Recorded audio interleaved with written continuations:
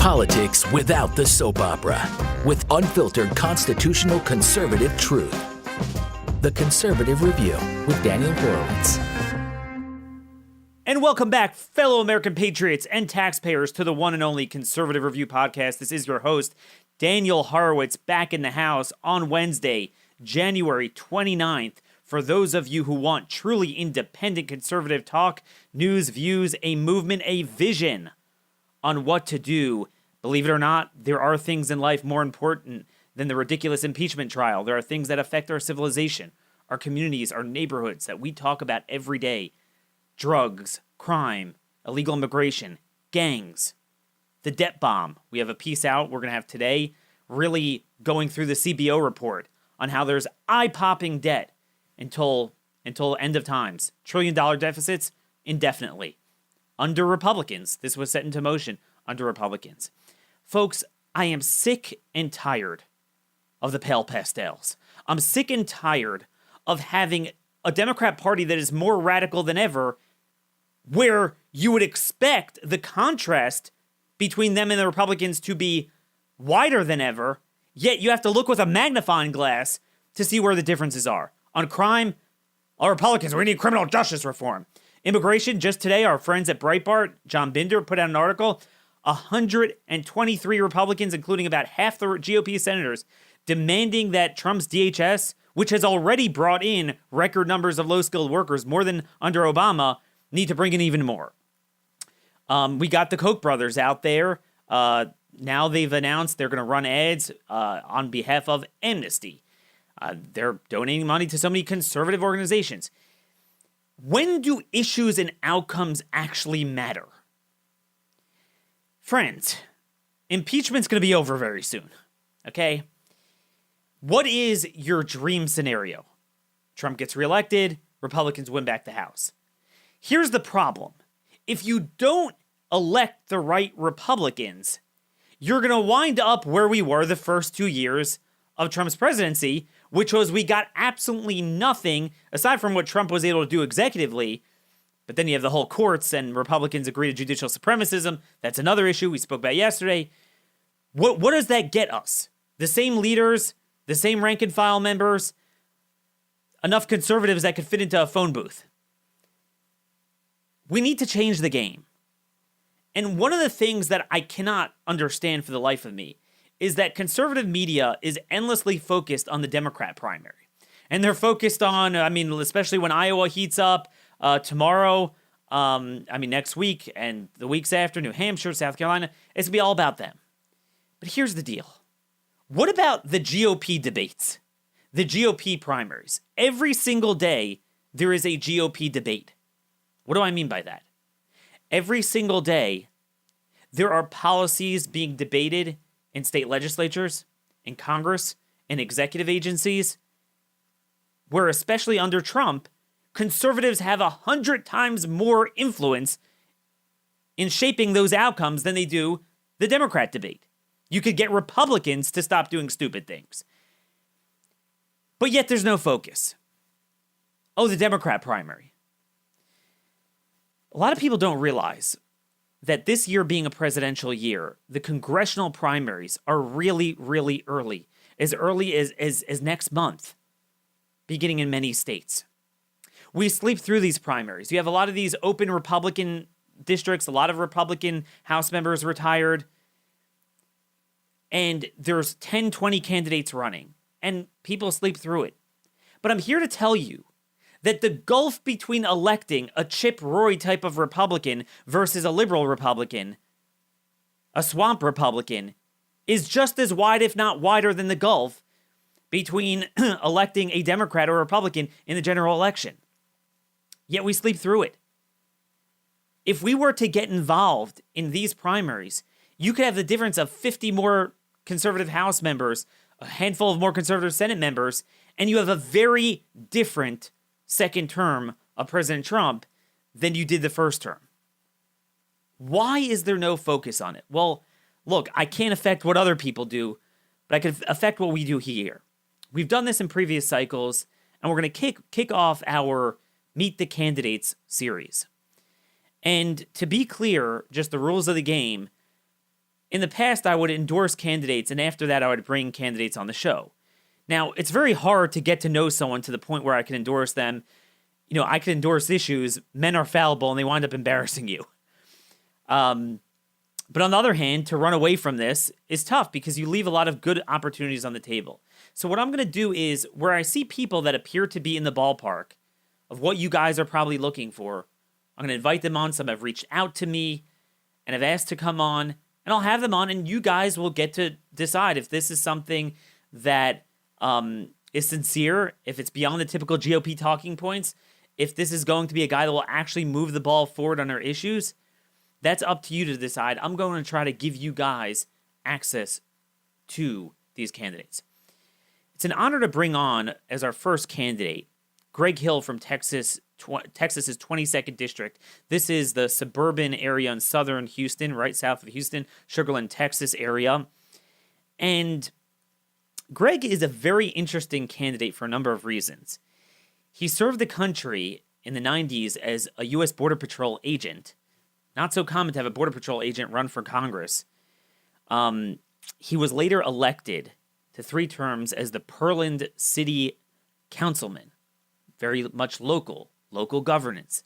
Then he was a prosecutor, a local judge in Brazoria County, again, just south of Houston. Judge, prosecutor, border agent. What are some of the issues we've talked about? Safety, security, sovereignty, preserving our suburban communities. Remember, Republicans are losing suburban voters in droves, and I believe that is political malfeasance, malpractice. Democrats suburban voters don't want to ban straws and embrace Hamas and MS-13. I'm sorry. That's not what they want. They don't want mass jailbreak. They want on net to get tougher on crime. Do we have candidates running on this? Do we have candidates harnessing this? Well, to find out today, we have Greg Hill on. Again, he is one of many candidates running in this open seat. It's being vacated by Pete Olson, a Republican congressman who is retiring. With no further ado, Greg Hill, it's an honor to have you on. How you doing?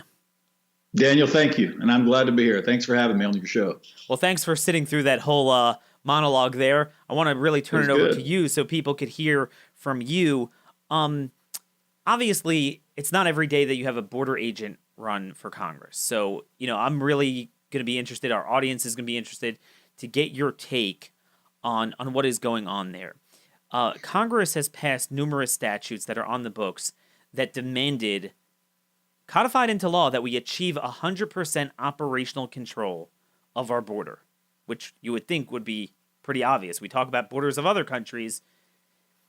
Why is it that to this day we don't have that control? The drug cartels control the border on both sides of the Texas border. Starr County, Hidalgo County, they're in the RGV. They have their operations going on. The mass numbers did die down after spiking last year, but they're still higher than they were in 2017 when Trump came in and got the numbers down. Is this just about money and resources, or is this also about policy and strategy at the border as well?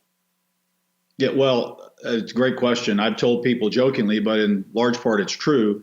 The only thing that has changed since I was a Border Patrol agent 25 years ago is my age and my waist size. I mean, that's, it's a little bit of both, to answer your question. I mean, obviously the Democrats have a vested interest in allowing open borders. They want to do everything they can to ensure that they continue to thrive as Democrats and have these folks vote for them, which they would be otherwise not allowed to vote. But I mean, there's a big push to allow illegals to vote, allow convicted felons to vote.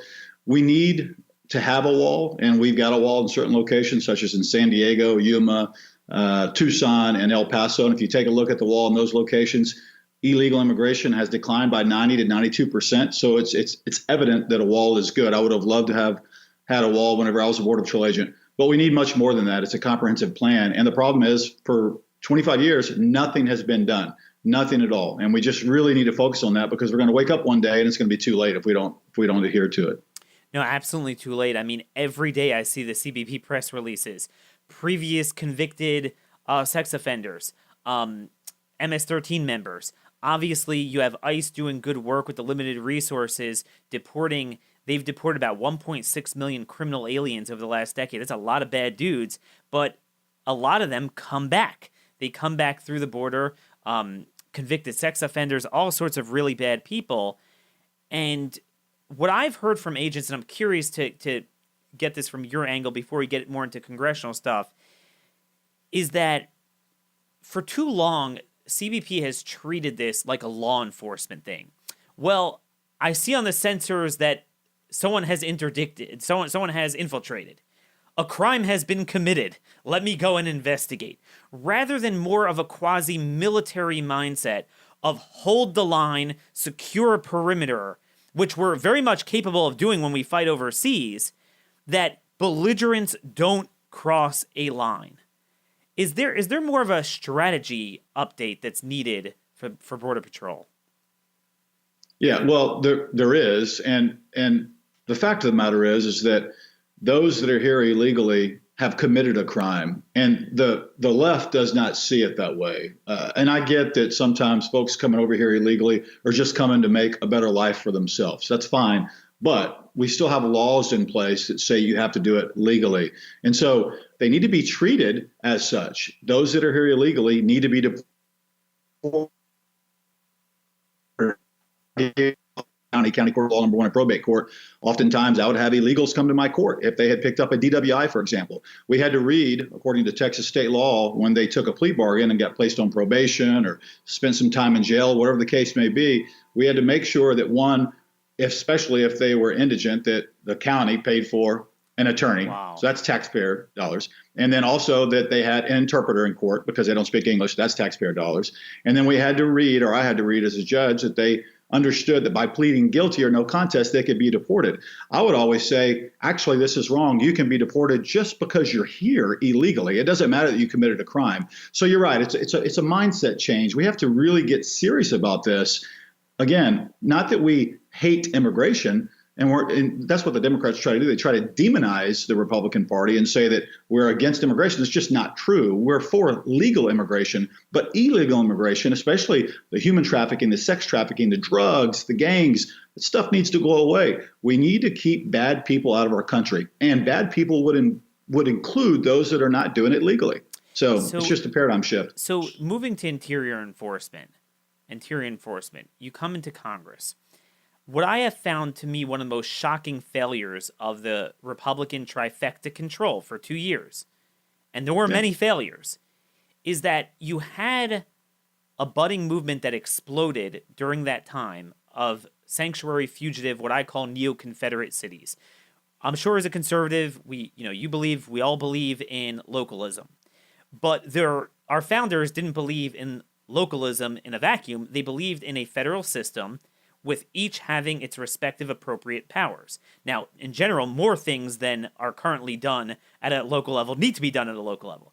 But Madison talked about in Federalist 46 the need to move from the Articles of Confederation to the Constitution. One of the big reasons was that some states wouldn't bring in, quote, obnoxious aliens, which you would call our criminal aliens today, under looser standards, and mess up the rest of the federal union. And what we have is states that are openly violating 8 U.S.C. 1324, harboring, concealing, inducing, encouraging, shielding from detection, all over. Massive numbers of criminals. We saw ICE's press conference about New York City. I'm sure you saw 200 homicide charges among those subject to detainers in one fiscal year, 2,500 homicide charges nationwide in fiscal year 2019. And they're harboring them, and Congress is doing nothing about it. What would you do as a member of Congress to make that a more prominent issue? Yeah, well, first of all, you're absolutely correct. It's a huge issue. We need to get these folks to assimilate, come through the front door, do it the right way. If we don't, they're never going to learn about America, and then eventually America would not be the America that we know it. And then where are we going to immigrate to? So this is a huge, huge issue.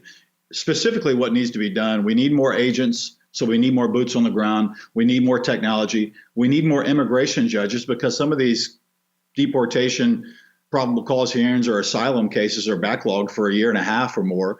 And we need to streamline the process for permanent residency. So it's also hypocritical for those Republicans that have been up there in Congress to argue on the one hand to come through the front door and do it the right way, When what I saw and what they're still doing is those illegals can pay a coyote and come across the border for $4,000 or $5,000, come over here and not pay taxes and make cash, and their kids go to public school for free, or they have a baby and it's a $5 million Medicaid baby that we have to pay for, and they're sending their money back home. And again, it's just unreported income versus someone that's coming legally and they pay $7,000 to do it the right way, fill out 6-7 inches of paperwork. It takes them 7 to 8 years to get their permanent residency. They're paying taxes the entire time. So why would they do that when they can pay $4,000 or $5,000 and just have all the money they want? So we have to, it's hypocritical to say do it the right way when we're not trying to fix the system to incentivize them to do it the right way. So if we're going to be for illegal immigration, let's fix that, and let's work to a permanent residency, and let's keep all the bad folks out. So we just need to get into the statute itself and really have some meaningful immigration reform.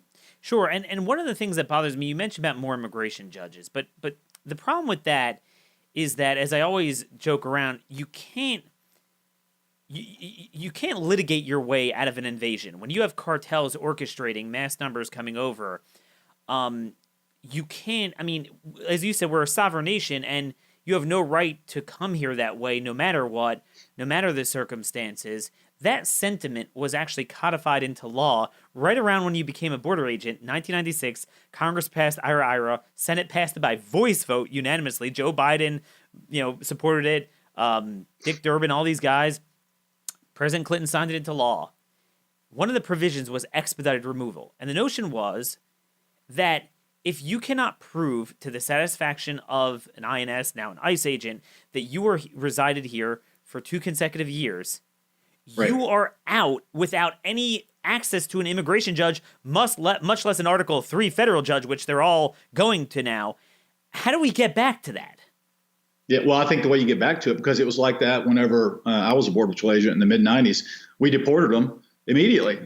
I mean, we had to house them and give them some granola bars and things like that, but then they got deported. We need to get back to that. I mean, again, from an asylum standpoint, to be able to ascertain whether or not it's a true asylum situation, that's where we need the immigration judges, and there shouldn't be a backlog. But tied up with those kinds of matters, they need to be deported immediately. They've been in this country for less than 2 years, and some of them for less than a month. And then that's the problem too. I mean, it was like playing Red Rover, let little Johnny come over. You deport them, they come back in a month and a half. We shouldn't tie up our court system trying to ascertain whether or not they should be deported. Deport them. They're here illegally. Sure. Yeah. I mean, and I think this has been proven by this past year. To move on, I'd be remiss not to discuss this, given that you are a local prosecutor, obviously worked in local government and a local judge. There's this movement that is just puzzling to me. I can't figure it out.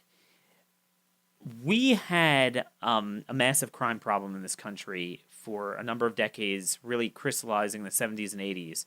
Reagan made it one of his top 3 priorities to fight this, and he pushed laws that were largely responsible for taking bad guys off the street, and he inspired states to do the same thing. And beginning in the early 90s, a miracle happened and crime tumbled. And it tumbled and tumbled. Violent crime, murder down 65% for 2 decades. Beginning very quietly, 5 to 12 years ago, depending on the state, a bunch of these just NGOs started working on criminal justice reform. We lock up too many people. Mind you, even at the peak of incarceration, every city you could point to endless people that are violent as anything, repeat offenders, that would always slip through the 50 million loopholes, that they weren't locked up enough. But it was too much. And they started dismantling every aspect of criminal justice. And it really has accelerated the last few years, and we're seeing it across the board that crime in most places is going up, some places very significantly, some places not as much so far, but certainly the downward trend has really stopped in most places. We have the insanity of New York and California, but as you well know, right where you are, above where you are, Harris County, the same let people go without any bail, repeat offenders, no matter how violent they are, they come back, reoffend. And yet I am lectured to by 90% of Republicans I see that somehow on net, the system is too tough on crime. What am I missing? Well, you're not missing anything. I think you're right. You're right on you're hitting the nail right on the head. Here's part of the problem. You've got this bail reform, and we are seeing it here in Harris County, where convicted felons are released on a PR bond. That's just crazy. Or there's a new policy now in Harris County where if you get stopped for possession of marijuana, which would otherwise be a jailable offense, or at least you should be arrested for, Class B misdemeanor or higher, rather than arrest the individual, they're letting the individual go, providing like a ticket. And then if you take a marijuana awareness class within 30 days, your case is dismissed. Just this morning in the Houston Chronicle, front page of the Houston Chronicle, there's an article where people are angry because these are restaurant owners, angry because their restaurants keep getting broken into. I mean, this is incredible. There's just numbers and numbers of restaurants are getting burglarized and robbed. And that's a huge issue. And so I don't know the statistics on all that how it all pings off one another, be it from a marijuana decriminalization standpoint. And again, that's kind of a way for the elected DA here to skirt the legislature, who has not decriminalized marijuana in the state of Texas, by the way. But it's just something that we need to make sure that we don't lose sight of. These are criminals. We have bail for a reason. We have bonds for a reason. We have a schedule for a reason. And some people are entitled to a bond. Some people are entitled to a much higher bond. I mean, I had local justice of the peace courts whenever I would set someone on probation, for example, as a judge, or even put them in jail for a little bit of time. If they violated the terms and conditions of their probation, when it came back to me, I no bonded them. I didn't give them a bond at all because they violated their probation. And so they can hire an attorney and they can argue before me at that point in time to determine whether or not they need to go to jail since they violated their probation. So we need to be tough on crime because these are people that have committed a crime and they've admitted guilt or they've been found guilty by their peers. So sure, and I mean, marijuana is the least of it. I'm finding even just straight up the four major violent crime categories where it's just catch and release. They get very little time. Yeah. It winds up being a third-degree assault and a third-degree robbery, and then the early release, and then the probation. They violate their parole, but we're reluctant to put them back because, we can't add to that prison population. My question is, a lot of this is obviously localized and local state government, but you're running for Congress, and I will tell you, I mean, if you're not aware of what you're going into, it is a one-directional velocity there. So there is one school of thought. The school of thought is that we are way overboard and too tough on locking people up, even now. That is the prevailing thought among both parties. They even sucked President Trump into this, even though he clearly thought it was dumb. And I think there's reports now he felt it was a mistake. Politico had an article on that. But there really are a lot of things that are federal. Federal courts, as you all know, as a lawyer, you're a judge, every single term at the Supreme Court, certainly lower courts, they're poking more holes in the system, creating more BS rights for criminals that absolutely did not exist when the founding was there.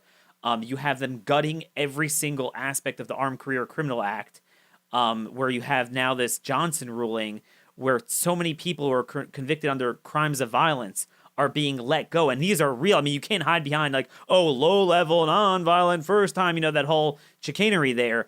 And they're being let go. Tom Cotton had a bill to fix this, but I'm seeing nobody pushing this. Would you be a voice to actually close some of these loopholes rather than doing jailbreak?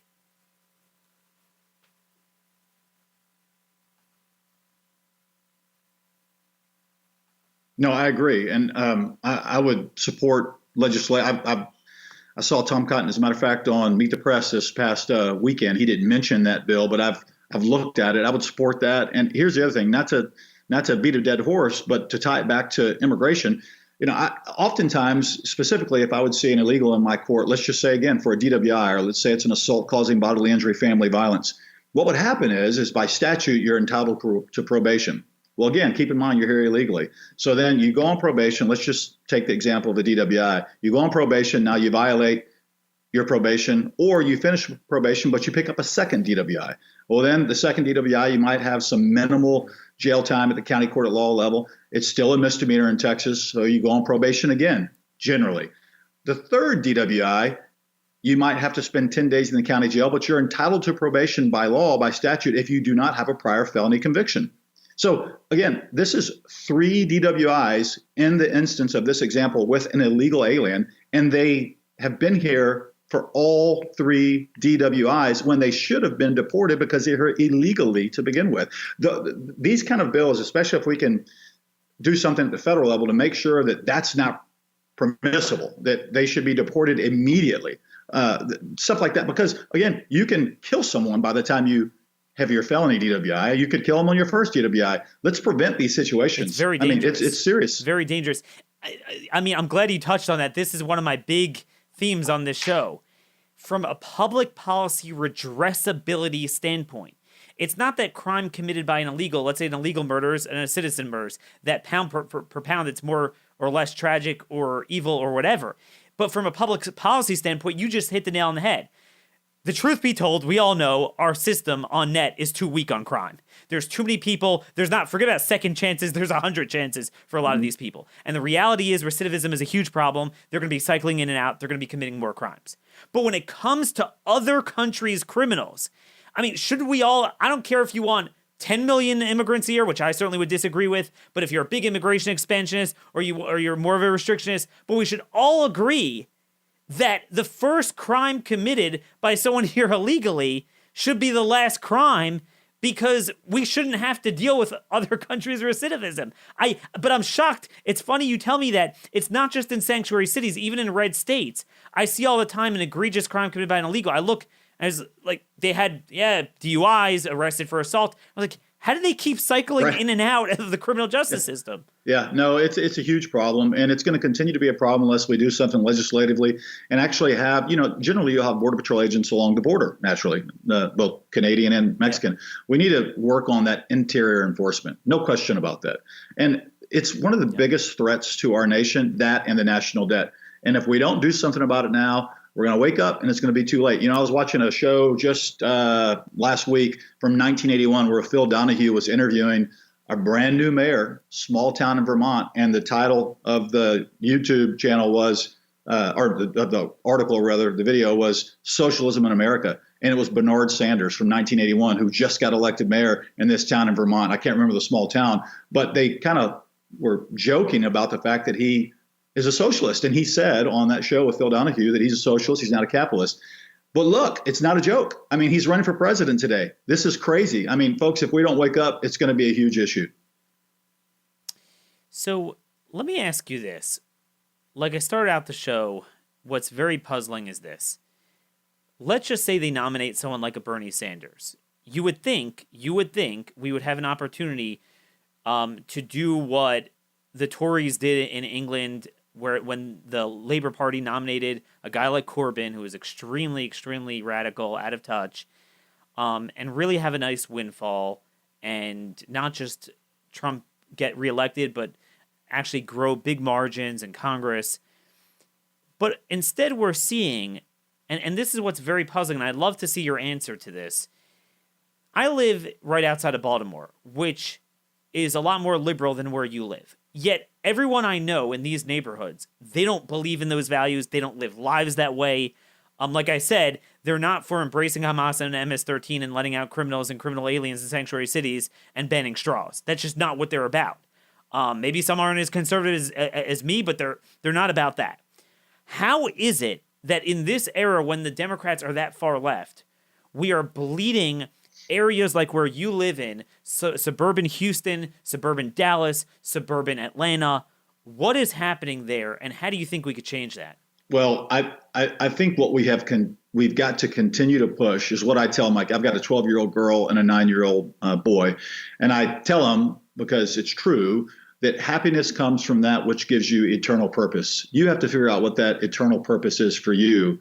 But understanding where we are as Americans and understanding where we've come from, meaning what this country was founded upon, if you cannot acknowledge and embrace the fact that we all have our meaning and our purpose around the world, people look to America, and we have our meaning and our purpose on these ideas of conservatism, liberty, freedom of religion, freedom of speech, the ability to go out and make as much money as you want, and do and give as much money as you want, and do all the good that you want to do. I know it sounds like pie in the sky and fluff, but no, what is happening is you're getting all these folks coming over here illegally, and they don't know about America. You have people that are young people that are being educated in our colleges that are very liberal, and they're not learning about the ideals of what it means to be an American and what it means to be a capitalistic society based on the free market. And as a result, we're losing our identity. So and you see this in the big urban sprawl. So we need to get back to those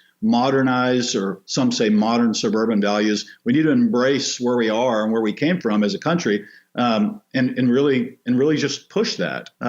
So I hope that answers it. But that's. Yeah, I mean that's the thing. It just, you would think it's a natural fit for suburban voters, but again, I think Republicans have failed to push any compelling agenda accentuating what the left is doing, distinguishing themselves from it. A lot of people, people I know in my area, they don't even know. They're like, they're letting out criminals. In New York, they didn't know because they passed it in a budget bill, and people didn't know until it started happening. And I think, this is part of the problem when Republicans somewhat agree with what they're doing on a lot of these issues. So you're not exactly going to accentuate the radicalism of the other side because it's not in contention. You're not fighting it. Well, let me just say this. So it used to be cool to be conservative. You remember back in the days of Reagan, there was a show Fox, and he was a high school kid, and it was cool to be a conservative. He'd show up in the kitchen with his briefcase and his tie, and it still needs to be cool to be conservative, because what we need to do, and I'm trying to do it here in my district, but we need to be explaining to these young Democrats that, hey, listen, it might sound good, free college tuition for all, but how are we going to pay for that? Realize that we are $23 trillion in debt currently. And just last year, our annual deficit was $1 trillion.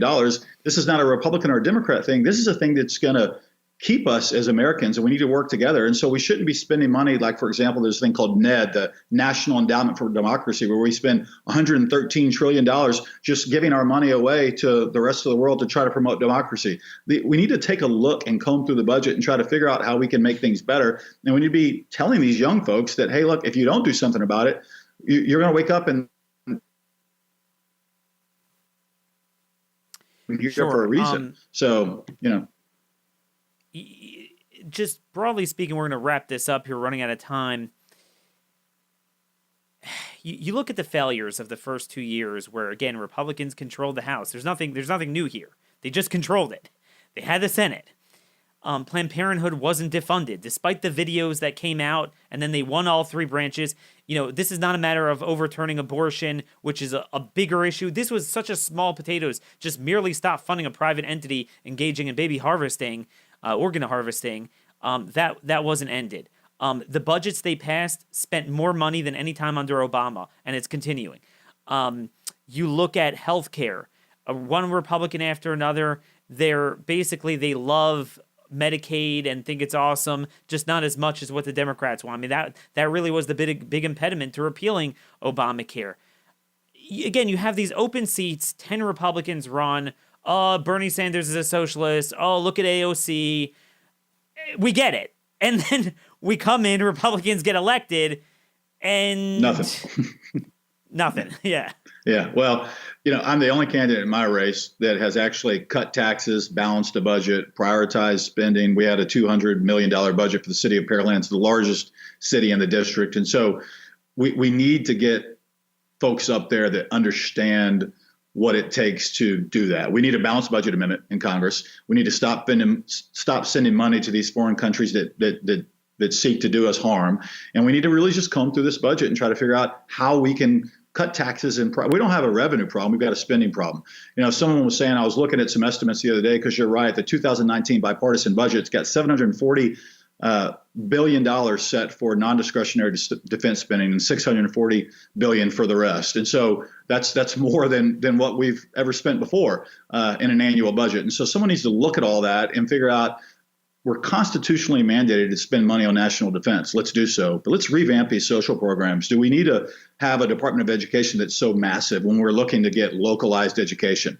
Do we need to have Social Security that's so massive when maybe we can figure out ways to have people reinvest privately? Let's figure these things out. Let's take a look at these things, like I mentioned, like NED. We also spend $93 billion to to make China better. I mean, these are our tax dollars. I mean, this is silly stuff. And I remember when I was on council, the chief of police came to me and said, "Greg, we need 16 new officers," when it was only budgeted for 2. I was a senior council member, and we were a 5-member council back then, so I could count. I knew I needed 2 other votes.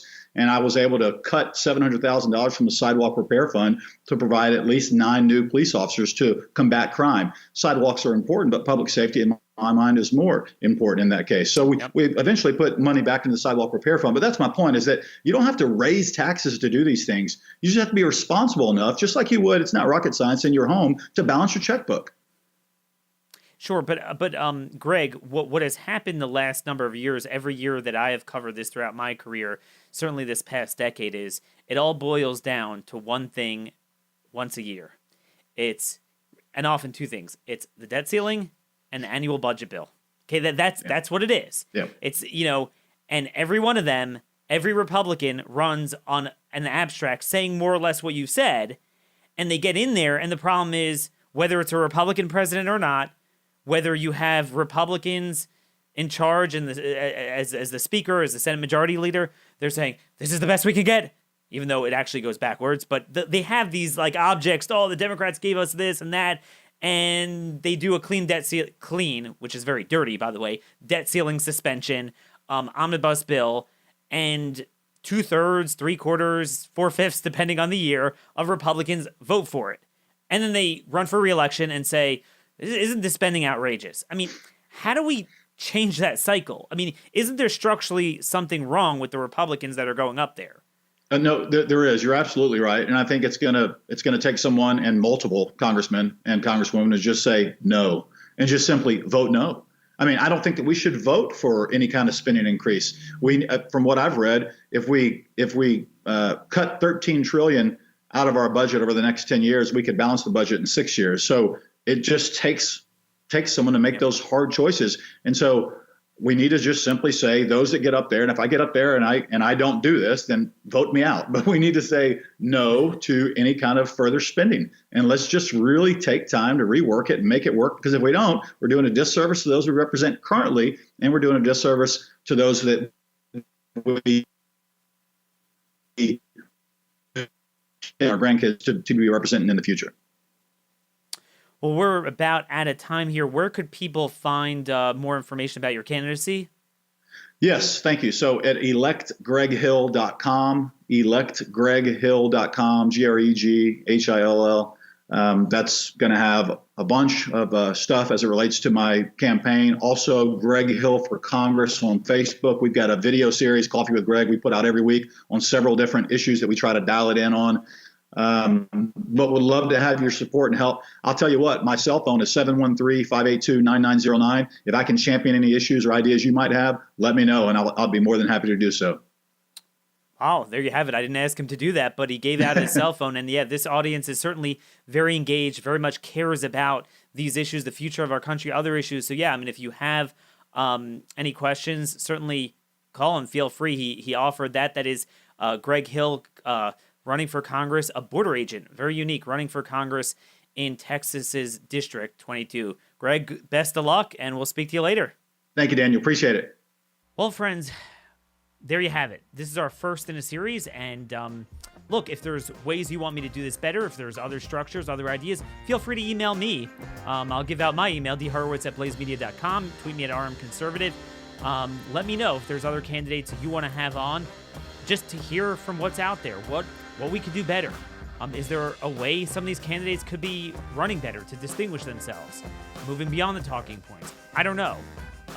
But, you know, at the very least, I want to at least expose you to what's out there. Admittedly, my time is very short, and there's a limit to how many races I could cover. I do want to try to prioritize some of the bigger Senate or gubernatorial races. They're just bigger statewide elections, more influence. But we'll also cover House races as well, so send me your ideas. Till tomorrow, God bless you all, and thank you for listening.